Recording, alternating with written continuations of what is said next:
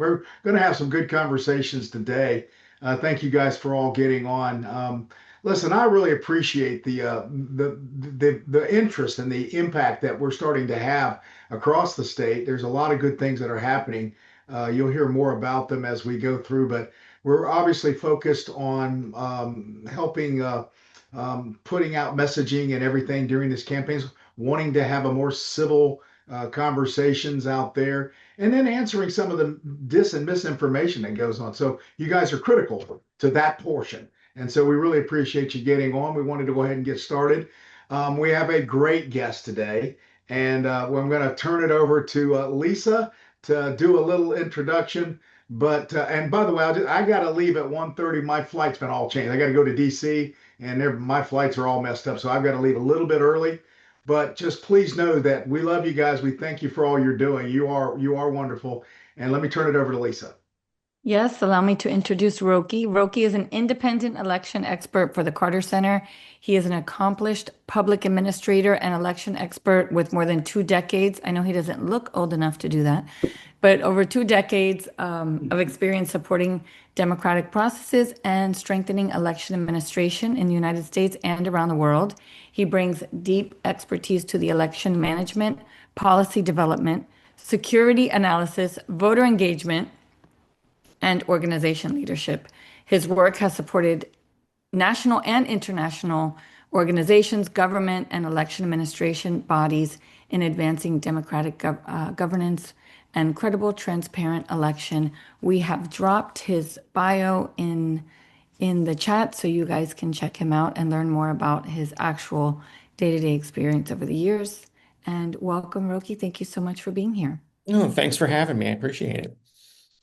All right, y'all. And thank you all for being here with us. We are going to have a really great conversation today, and we're lucky to have Roki with us. And so this is going to be, and I know that you're accustomed to like presentation, then discussion. If there's something that comes up that you're interested in while we're talking, raise your hand or put it in the chat. Lori Ann, if you help me pay attention to the chat and to the hand raising, that will be helpful. And so here's what we know. Perfect. This meeting is being transcribed. We know that, but we also know that this election is unlike other elections. You know, we had in Florida mid-census redistricting that we also know that it's midterm elections. It's going to be interesting how these two things come to play. And, you know, supervisors elect, and so I think that today we're going to be touching on some of that, but also about like errors, like kind of normalizing that we don't know what our election results are going to be, especially because well, the elections haven't taken place yet, but there's you know, midterm elections, the party that's not in power generally picks up, but we had the midterm district redistricting that was supposed to give advantage to like 6 more Republicans to turn six to basically advantage the Republican Party to the tune of 6 more seats. However, in doing that, there's only so many votes to spread around. The governor actually made some of the seats more competitive. And so we're like, where does that leave us? But also in this mix is, you know, there's the idea that errors equal the wrong person getting elected. So we're going to talk through all of this stuff with Roki and we're going to invite you into the conversation. So Roki, I have a question. What's the most to kick us off, what's the most common misconception people have about what like administrators of election do? The first common misconception is we only work 2 or 3 days a year. You know, that they think that election day is the thing and you know, we're only working that day. But the general public doesn't realize that it takes, you know, 4 to 6 months to prepare for an election. You've got to order supplies, you've got to do trainings, you've got to, you know, program the equipment and I mean, there's a lot of work that goes into it. And the other thing that people don't really understand, especially when I talk to business groups and things. And I put it in this perspective that, we have a fixed deadline that we have to do. And when I talk to business people, I say, imagine having to open up 200 franchises all in one day, and they all have to operate perfectly. And everything has to go. And when you are opening those franchises, you don't know how many people are going to show up at the franchise. You have to be prepared for everybody. It's like also holding a wedding for 1,000 guests and no one RSVPs. So you have to have 1,000 plates and hope everybody shows up. So people just really don't understand the amount of work that goes into elections. And when it comes to government resources, we're often under-resourced across the country. We don't get the resources. You have, government officials and who were funded mostly at the local level, and you have competing interests, and you've got to fund police and fire and jails and courts first. You have to fund schools, you have to fund libraries, you have to fund trash pickups, roads, and then you have to fund elections. So we often work with minimal budgets and minimal staff and get the job done. But we'd like people to understand that it's a huge project management process instead of just magically elves opening up polls on election day and everything runs smoothly. Absolutely. I think that's and I think most people in Florida really have a great deal of respect for our supervisors of election and understand the work that they do. I see a lot of heads nodding from both sides. What I'm wondering, like when I kicked us off by talking about not knowing the results until we count them. How do people who administer elections feel about polls? I mean, polls come out weeks before an election. And like from where you sit, what is a poll actually measuring and what is it not measuring? As an administrator, we try not to focus on the polls, but I used to do campaign work, before I got into election administration. And what the polls are measuring is a snapshot in time. And what people also have to realize is that the larger the office that is being polled, the more likely it's going to be somewhat accurate.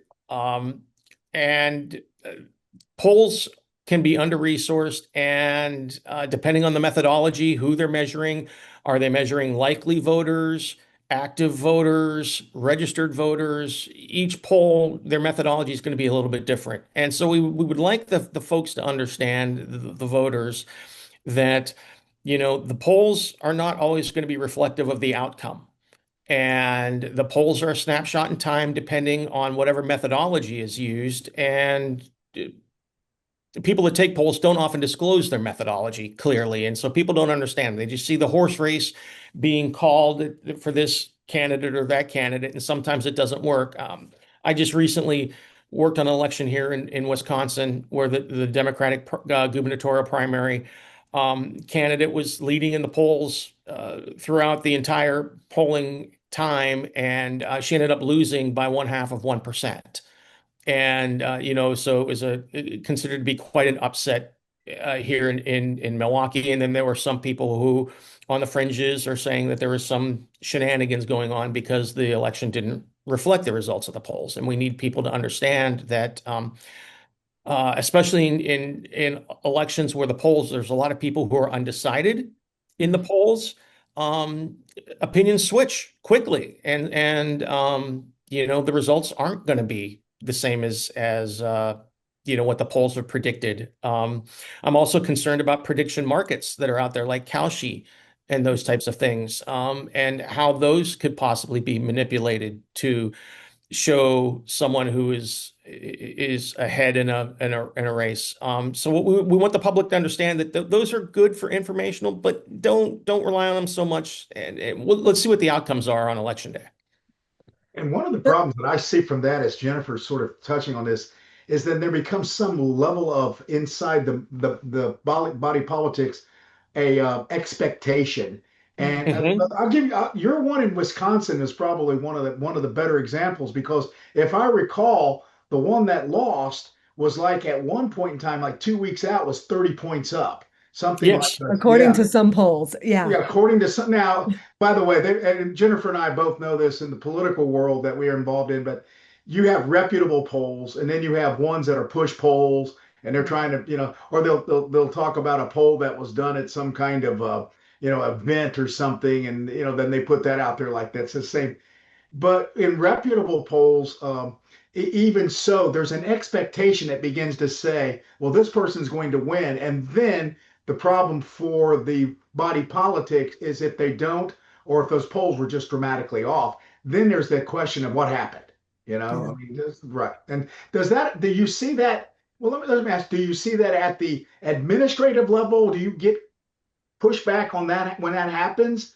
Um, Yeah. I'm going to say for the most part, no, because elections are at the local level, and most of the local races aren't going to be impacted. And a race that you're not going to have polling for a county commissioner race or a county sheriff race or anything like that. So there's not a much expectation there. But when you do have polling on a Senate race or a gubernatorial race or even a presidential race, and they aren't reflective. It's more reflective on the state than a local swing, as for the election results. But there have been instances where, people have polled, and I use my first election in Ohio in 2004, where there were some polls that showed that Secretary, or at the time Senator Kerry was ahead, but President Bush won the results, and there were a lot of allegations of all kinds of things going on. Typically what happens is people don't understand the polls. The media runs with the polls and says that this is what's happening. And again, it's on larger races, more gubernatorial, presidential, Senate. You don't have much polling that's accurate at a congressional race or anything lower. So we don't really get a lot of that pressure unless it is a significant statewide race that is going to impact everybody in the state. And then if it does impact everybody in the state, it's typically larger jurisdictions that feel the pain and not the smaller jurisdictions. What did you like building on what Kurt was asking, like in Minnesota, did you find any messaging to folks particularly effective at like tamping down? Because I think today, unlike in 2004, we live in an environment where people are quick to call into question our democratic processes or our election. And so what did you do to uphold the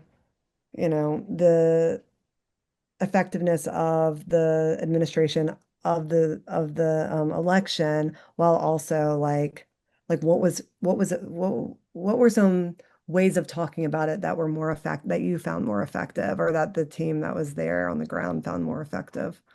Well, the team on the ground here was focused more on not so much the political messaging as what was going on, but just making sure that the polling locations were not advocated for, but were discussed, let people know where they were going. They didn't really focus on a lot of messaging about what the count would look like and everything else. And there was an issue here in Milwaukee City where some of the memory cards were the memory sticks were downloaded improperly, and it delayed the results for about 90 minutes because of the way election results are accumulated here in Milwaukee City and County. Um, and I will say that there needed to be more effective communication, and I think the team here is gonna learn better about educating and working with the public to understand that when the results come in, they are they're first they're preliminary results, and that when there are issues that human errors do occur, they're not going to have an impact on the results. There were some allegations on fringe uh, social media that when the result, because it was a very, very close election, it was 0.5%. And that then when they saw the numbers, that the Democratic Party was afraid of the social democratic candidate winning. So they went back to Milwaukee City and got the numbers they needed to win and everything else. So there needs to be some communication against those types of things. But the one good thing that happened here was that the losing candidate, who polls showed, like you correctly said, up to 30 points a couple weeks before the election, um, uh, conceded the election that night. and it was within one half of 1%, and they didn't request a recount. In Wisconsin, you have to request a recount. There isn't an automatic recount as there are in most states. And Like Florida. yeah, and she conceded. And that's a good thing. And hopefully we're going to see more of that, that people actually look at election administration and understand that it's professionally done and there are checks and balances. We're going to have a post-election audit, and those types of things. And the results of the election show that the people were evenly divided. Hmm. So you talk about like Milwaukee City and that error there. And that just basically held up. It didn't change the results. It just held up Mhm. the preliminary results from being like communicated for 90 minutes, like you said. What kind of errors do like are actually occur in election administration, like the real mundane ones like this? Are there others that are real and what layers are designed to catch the errors? Because I think that, like to err is human, and this is a human process that's run by your neighbors, then by people that we know from the community. So so I'm assuming that there's a process built up around that to catch and catch and triple catch, like to make sure that the outcomes are right. And then Tanya, I see your hand up. So Okay. Yeah. once he answers that, then we'll switch over to you. Okay. Sorry, I just got it. Yeah, the most significant errors is the failure to upload a memory card, prior to an election day, where you may miss multiple machines that have hundreds to thousands of ballots on them. That's something that can happen, has happened to me, if frankly. I had a vendor mishap where the vendor failed to upload several hundred ballots and we didn't catch it in time. Um, that said, that you have to have, most elections administrators have checklists and multiple layers of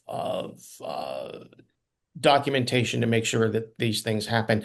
There are voter errors on ballots that make things, simple, but those are onesie twosie errors and really don't have an effect on the results of the race. It is you very rarely are there systematic errors where something will completely fail, the system will fail, and hundreds and thousands of ballots, won't count. For the most part, elections across the country are magnificently run by, competent professional people. But mistakes happen, and a lot of the mistakes happen because it's a long day and people are tired. There are issues like with our poll workers maybe not closing machines properly, and you get the memory card and it doesn't load, so you're going to have to go back to the machines and close the election properly or close it there, and you have to be transparent about those things. I mean, I had an election in Virginia, and it's a long explanation, but I had a machine completely malfunction and spit out an extra 400 or 500 votes. And this was in the time it was a DRE that was paperless, so it didn't have a paper trail. Oof. And it was a result of an election that there were at the time 60 votes between the two candidates and 25,000 votes cast. And so this machine was going to determine who won the election. We called the state, told them, what we had. The vendor was out of business. The vendor couldn't help us. So we had a process and we did it very publicly, very transparently, where we downloaded the results from the machine on paper and read them out loud and determined the number of results. And we were actually able to determine who won the race, and the winning candidate gained 20 votes in that race. But the key is to be completely open and transparent. You've got to do it in front of everybody and answer all of the questions and not behind closed doors. If you start going behind closed doors, then people are going to lose faith in the process. Thanks, Rocky. Yeah, Tanya? Yes, so I'm an election poll worker. Yay, So thank it was you. it was a long day the other Mhm. day. It was a long day, but it was okay. But and I as I sit there processing people to vote, and you get a lot of questions from people. And I'm just wondering if in the election administration sphere, have you all ever thought about PSAs that would educate the public about, and going to social media, because specifically like young adults, but not only young adults, but I think with so much misinformation being out there, a vigorous PSA campaign could do wonders for instilling confidence in people across the country because most people don't understand how elections work. They don't want to take the time to maybe be an election poll worker or do any other type of work. And so they're just looking in the social media, and we know how dangerous that can be. And they get a little bit here and a little bit there, and it's tons of misinformation. So a PSA, maybe not going too much in the weeds, but if people had a basic level of knowledge that they felt confident about, it came from supervisors of elections across the country, I think we'd be in a And better Tony, I agree place. with you. And I have done some communication, in my past, but mostly the communication we've done, is when we've had a machine change and we're educating voters on a new system on how to vote. Unfortunately, for the most part, most election offices don't have the resources to produce a PSA, nor are they lucky enough to have a county that has the ability to produce PSAs. I was lucky when I worked in Fairfax County. It was the largest county in Virginia, DC suburb. They had a great communication team, and we were able to produce these things. And in DC, we were able to produce these things. But in the location where I'm in, right, like currently in Milwaukee, there's not a lot of money to be able to do this. And one of the other hurdles that we have in getting our message out in social media, and we've had this conversation with colleagues at the Carter Center, is how do we break through the algorithms? Hmm. Because social media, if we put something on social media, you're not going to see it necessarily unless the algorithm pushes it to you. And the algorithms in social media right now are designed to reinforce views instead of broaden views. They're going to feed you things that you're normally going to look at, and it pushes more disinformation than corrective information. It's a fight that we have across the country. Some election officials are very fortunate to have the budgets to be able to do this and have a social media team in this thing. But for the most part, most counties in the country are under 100,000 voters, and don't have the budgets for a lot of this. And they're fighting an uphill battle. And like I said, at the Carter Center, we've had discussions about how we're going to break through the algorithm. What are we going to do? And some of it means we just have to keep paying for advertising and push through the algorithms and get on Facebook by paying for ads and doing these types of Mhm. things. And we don't have the money to do that. So, Tony, you're absolutely right. We need to do more of that. I've also in my career, and what I like to do is be a little bit preemptive with that. And this is on a onesie twosie level, unfortunately. But we build programs in schools and in universities with youth groups to educate them about the voting process, understanding what's going on, get them to volunteer for polls, to work the polls and those types of things. And we're hoping that if we do that, you reach one person, they can reach another person, and then and it grows that way. And maybe we have some organic growth, but that's going to take years to really solve the problems. Well, yeah, I mentioned that also because I also am president of the League of Women Voters for North Pinellas County, and we are always trying to take the message to the community about the confidence in the supervisor of elections office.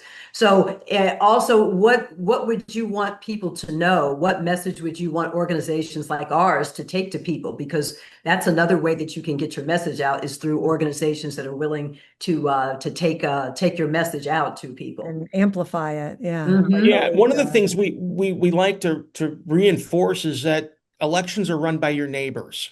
Mhm. Okay, it's not some nefarious group that's out there that's running these elections.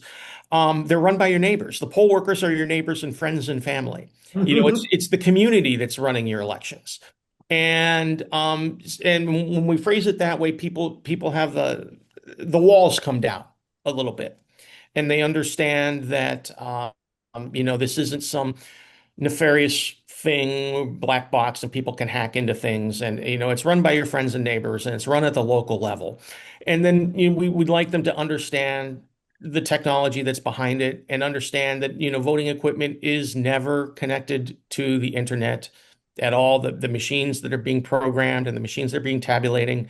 You can't hack into them if they're not if there's no Wi-Fi or they're not connected to the internet kind of thing. You have to have access, and we have security protocols, and we'd like to educate the people about the security protocols so that they understand that, we take election security very, very seriously. And we don't want anybody to manipulate your votes. We want, and we often, as an elections administrator, I don't care who wins or loses. I really have my personal views, but as an administrator, I don't care. I just want to make sure that it's administered properly and that the will of the people, the people have spoken. So, it's just a matter of getting out to those communities, letting them understand that your elections are run locally.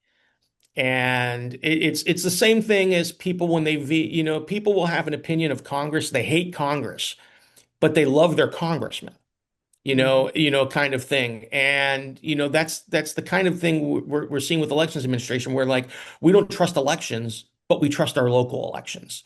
Because we're seeing all of this stuff on social media and all this stuff and it's other states. There were people for years would point fingers, after, unfortunately, Florida 2000. Florida's done a great job and runs fabulous elections, but now, everybody's like, well, Chicago runs bad elections. Chicago's stealing elections, these types of things. And they're not, years ago, there were issues, but right now, the last 30 years, elections have been run incredibly professionally, and it's become a much more professionalized institution. And that's what we want to get across to people.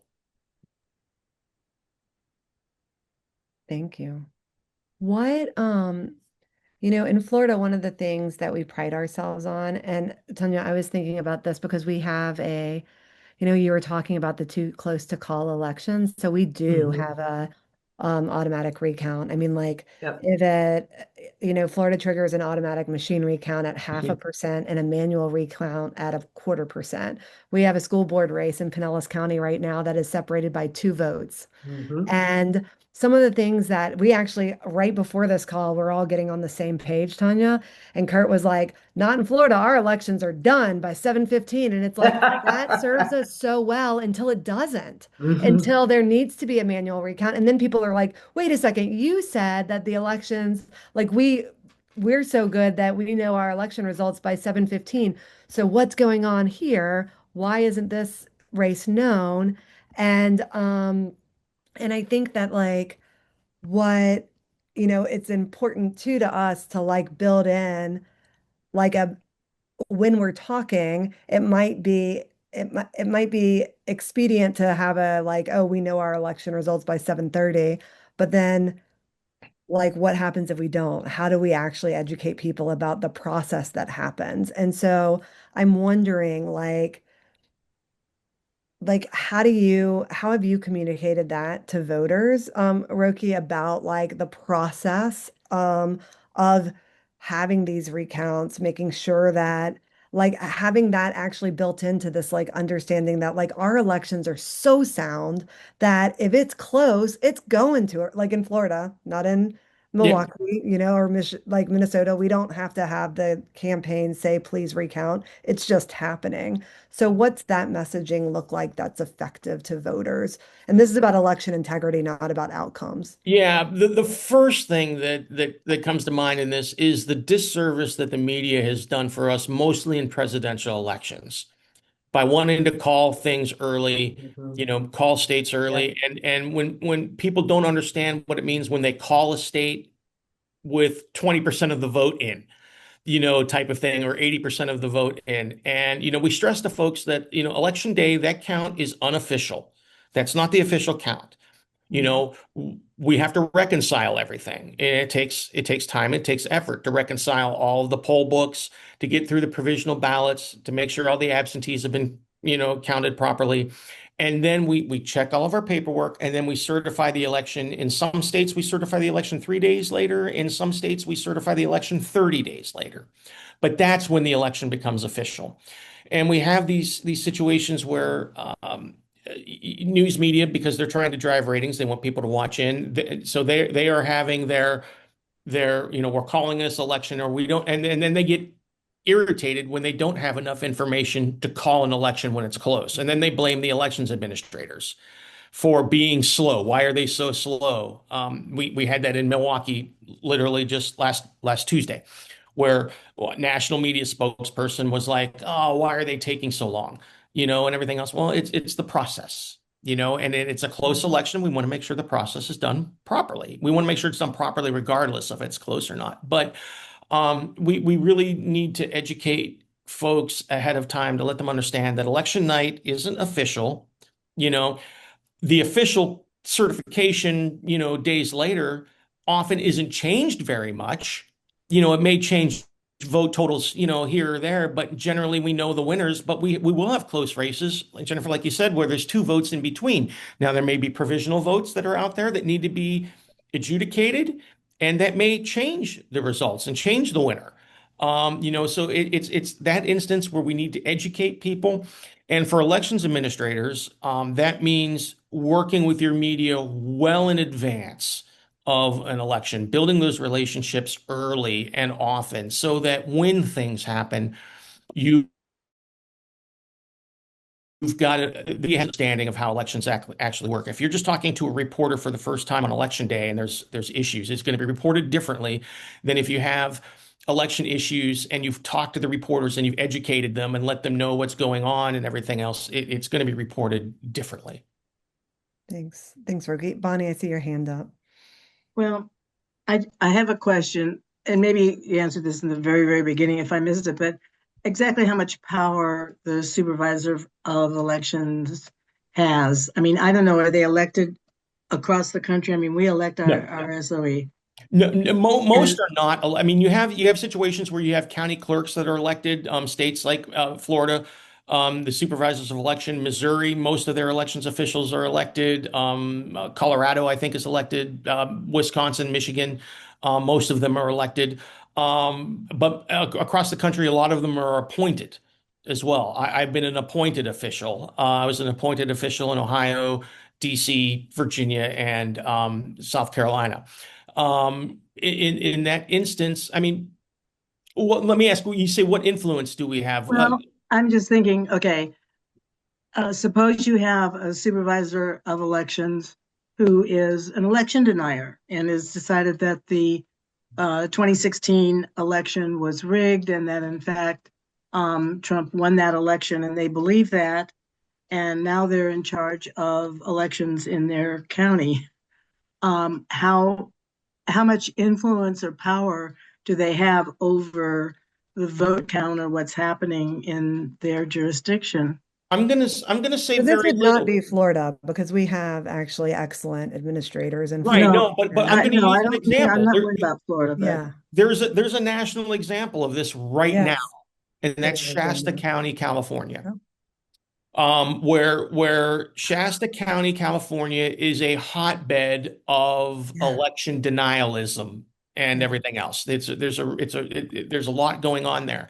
And the Elections Commission fired the director that was there and hired a gentleman who is an election, to use the term, an election denier. And he said he was going to come in and run things different. He never had, in fact, I think he's an attorney from Florida, who's hired to do it. I believe he was an attorney from Florida. And he said he was going to come in and run the elections and do things differently and provide much more transparency and everything else. And he did, and he lost. He just lost his election. It's an elected position. He lost the election to the former clerk, a former deputy clerk who worked in that office, who he fired on day one when he took over that office. But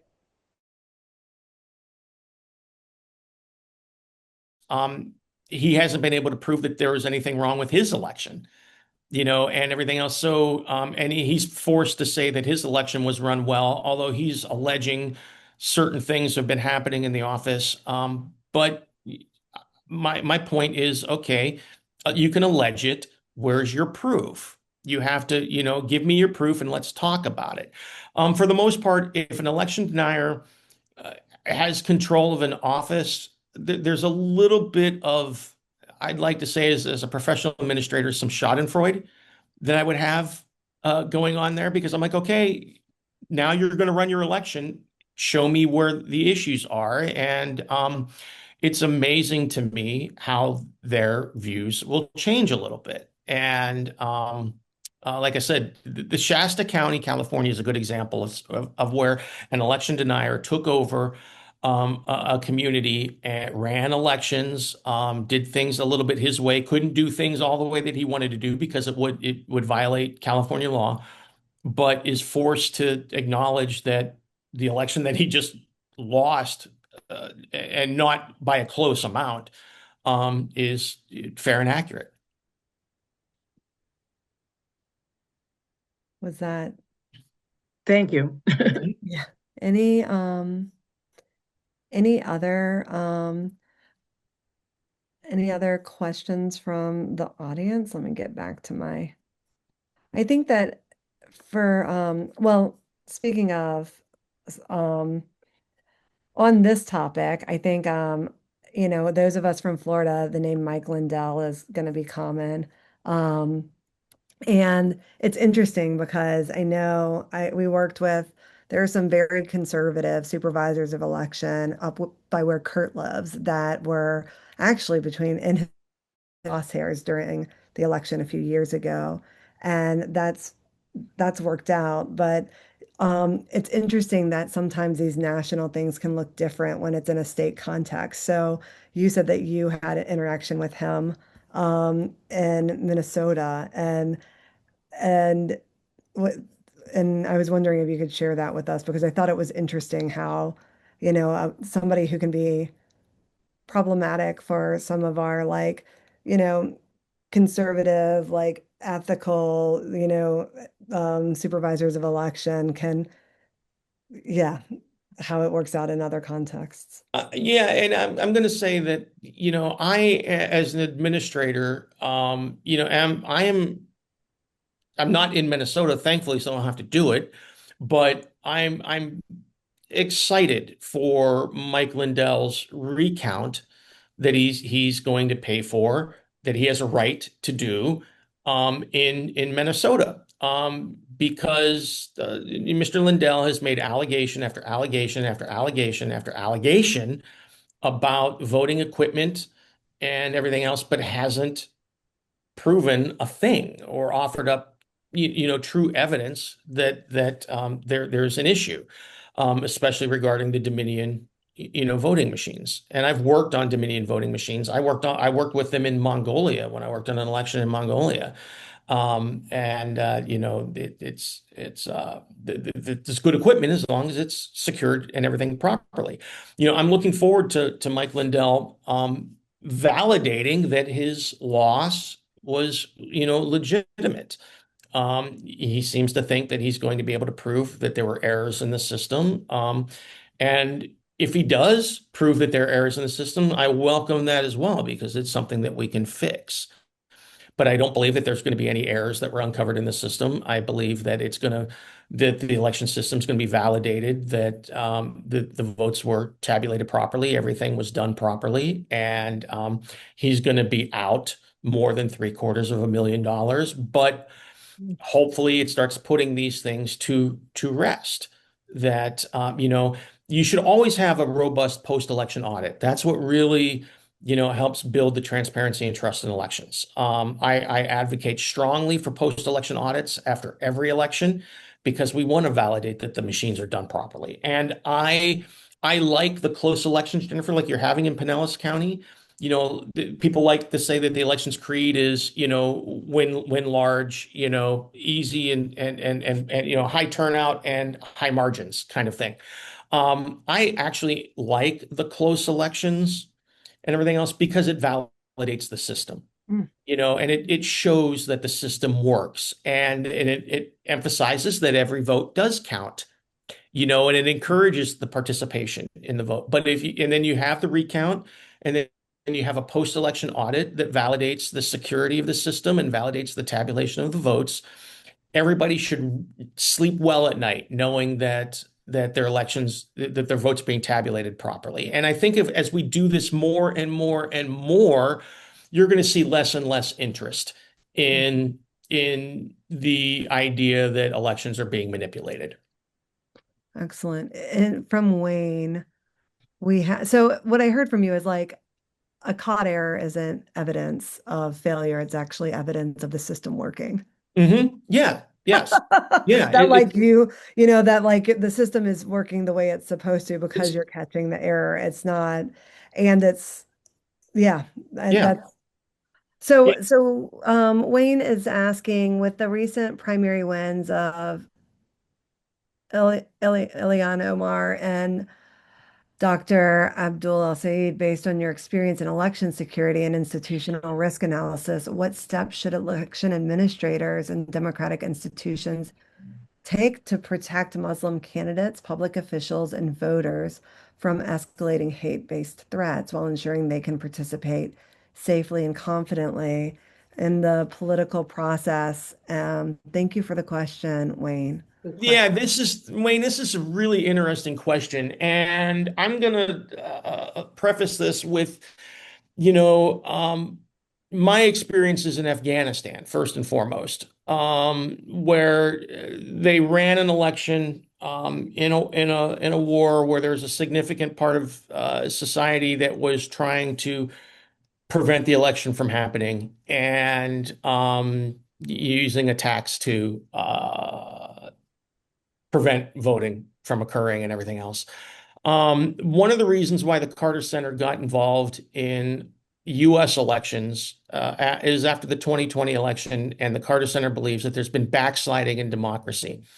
And I do give a talk about my experiences overseas dealing with elections in Afghanistan and the country of Georgia and Russia and Nepal and Egypt, the Arab Spring, and similarities in those countries now that we're starting to see in the United States, where there's more, we're starting to see more political violence in the United States, unfortunately. And I don't know that election administrators have the tools to stop it.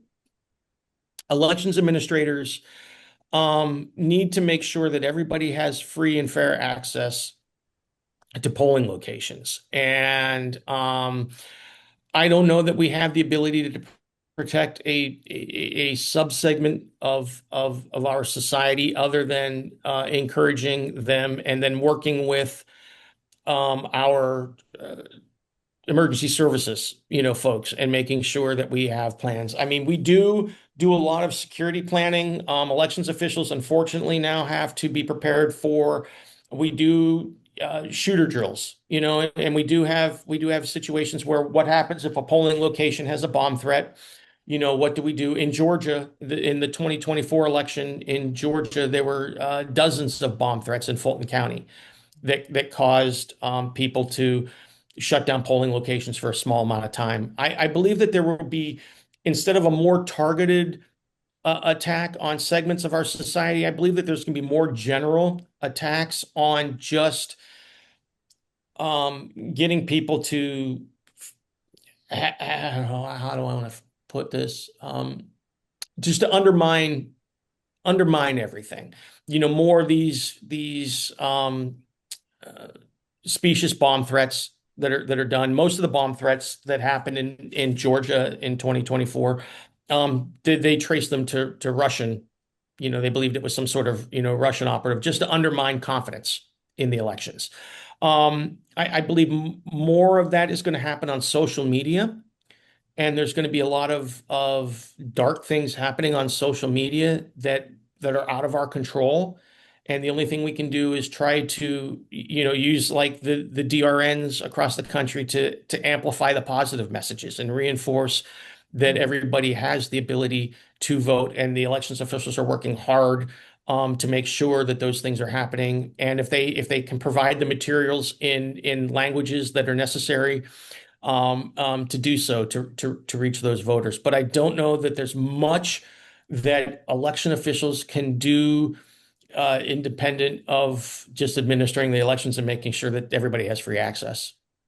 Wayne, I know what we've done like in previous elections is we work closely with groups that have people on the ground at the various locations. Like in my area, that's a lot done a lot by the League of Women Voters.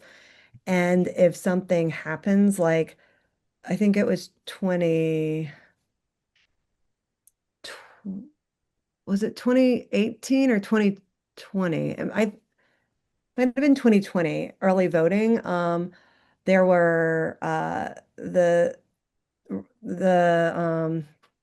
a group hired armed guards to pull to like police to stand outside and walk up and down outside an early voting location that had a lot of African Americans. This was seen as an attempt to cool the vote at that polling location. As soon as I found out, I called the supervisor of election. I called the sheriff. The sheriff showed up. He said, "Cut this shit out, go home." They weren't breaking the law. They weren't doing Right. any, I mean, but and what I asked for there was a group that really wanted to kind of amplify that this was happening. And so talking through them that like if you amplify it, you're gonna cool your voters' turnout. And that if like that might not be what you want to do, especially now that the situation has been handled. And so that's how we collectively dealt with that using the networks that are currently in place in order so that everybody felt safe to vote because you have to feel safe in order to turn out to vote. I mean, that's what I think why the Carter Center also is involved in this work is from their work overseas, they know that like participation in democracy and in voting also depends on your feeling of security. Yeah. And Jennifer, one thing I'd like to stress there too is when those things happen, I stress to advocacy groups constantly is call us first. Hmm. Call us first and we will handle it. You know, it does a disservice to everybody if you go to the media first Yes. to amplify these things. If that's the case, then you're not concerned about the solution. You're concerned about the media and the issue. We really ask that you call us. I often say I can't fix what I don't know. I can't see all the polling locations and see what's happening in polling locations on election day. So if you let us know that there's an issue, something like that, or just something with voting machines. A voting machine breaks down and the poll workers haven't called us to let us know. Well, don't run to the media. Call us, let us know. And we will fix these things. Thanks. Russell put in the chat, Right. how do supervisors address community transportation issues, especially for those who lack personal transportation? Yeah, one of the things like the city of Milwaukee is considered the most walkable election in the country. They've got the polling locations in all of the neighborhoods. There's 174 polling locations, and most of them are less than a mile away, within the precinct. Transportation is an issue, but elections administrators rely on the outside groups to manage the transportation. We can't. We try to place polling locations in urban areas. We really look to make sure that they're on bus routes. Or when I was in DC, I tried to make sure there was a bus location nearby. Excuse me, and then how close were metro stations Hmm. as well, so that people could go. And then when we created vote centers, we tried to make the vote centers as centrally located as possible so that people could catch them on their commute or they were near like I said, a lot of bus stations or metro stations. It's much harder in suburban areas that don't have, public transportation that may not be a bus system. So that's where I've seen political parties have stepped up to do that. I mean, that's one of the when I got involved in high school.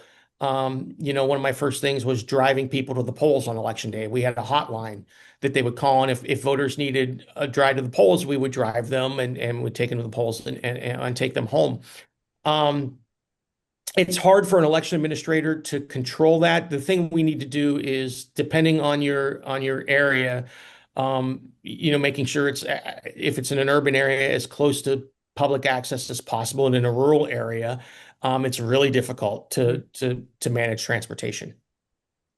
Thanks, Roki. Sharon Joy, this is the last question, and then we'll do a final round. So go ahead, Sharon Joy.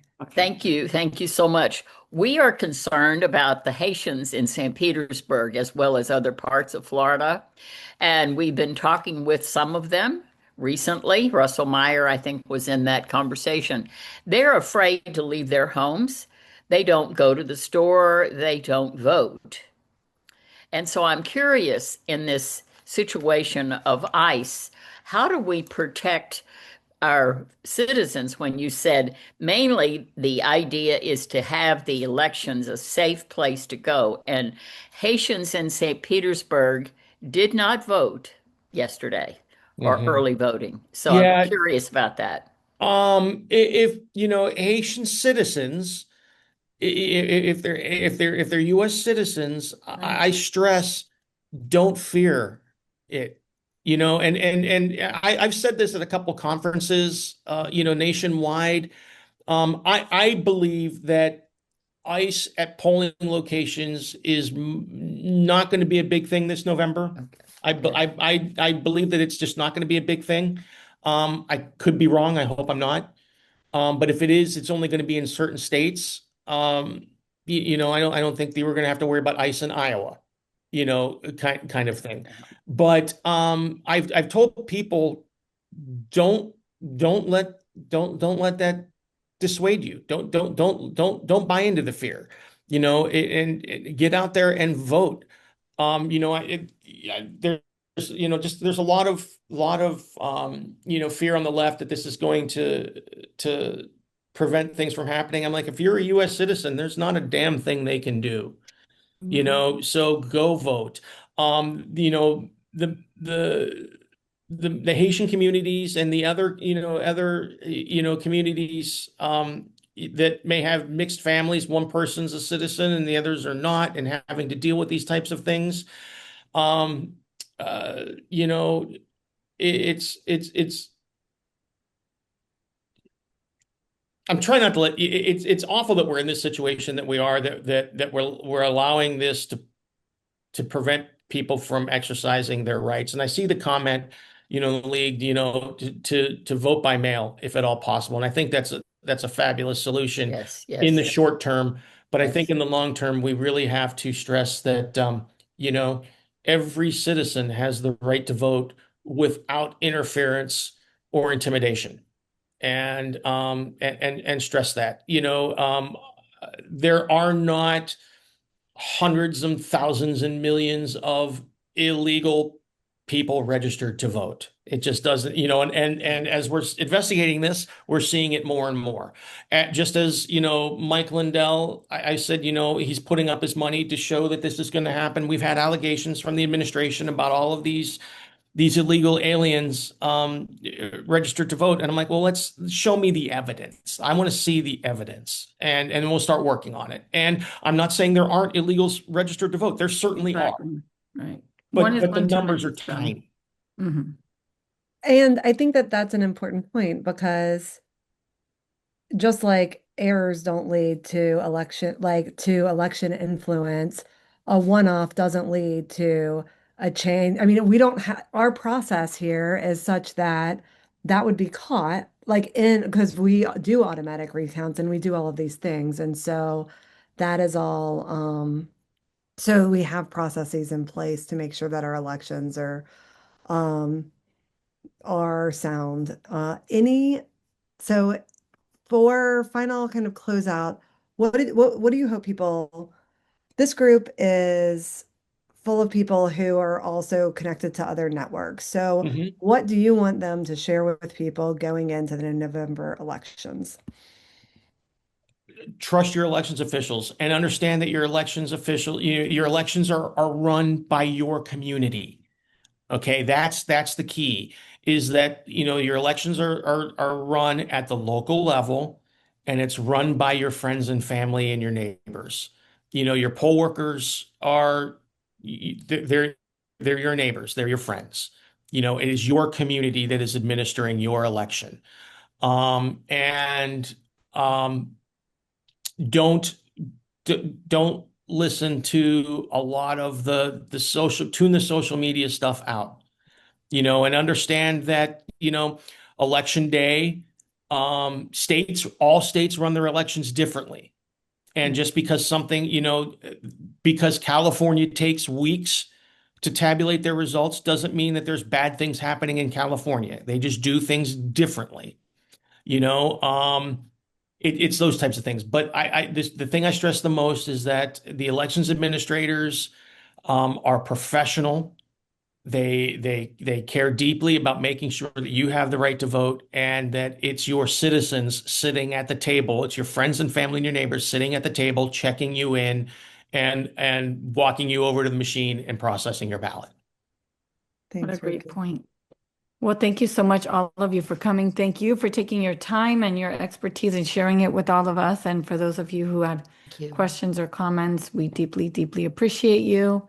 And if anybody has one last, Roki, do you want to have anything you want to say in closing? No, I just want to say, thanks. Thanks for the opportunity to chat. I'm available, if you guys have questions or anything else, and happy to answer, anything offline or anything. It's a passion. That's it. It's the people that do this work, none of us are doing it for the money. I mean, I used to joke years ago before it became really that back when I was started in elections, I'm like, if I could fix an election, I wouldn't drive a Ford Focus, kind of thing. You can't make those jokes anymore. But the idea is that none of us we're not doing this to get rich or do the money. It's a passion. Right. It's how we serve the citizens, and the elections belong to the people. We only process it for the people.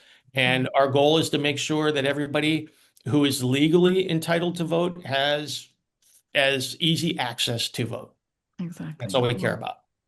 Thank you so much. Let me just say before everybody drops off, there's a PDF of next month's Lunch and Learn. If you can take a minute right now and click it, and you can register now. Roki, we thank you so much. The rest of you, we want you to know that we value you. We appreciate you guys. And I hope that everybody sticks in as we lead up to these midterm elections. Thank you. Roki, Thanks, thanks for everybody. what you do. Thanks for No, what you thank do. you. No, it's my pleasure.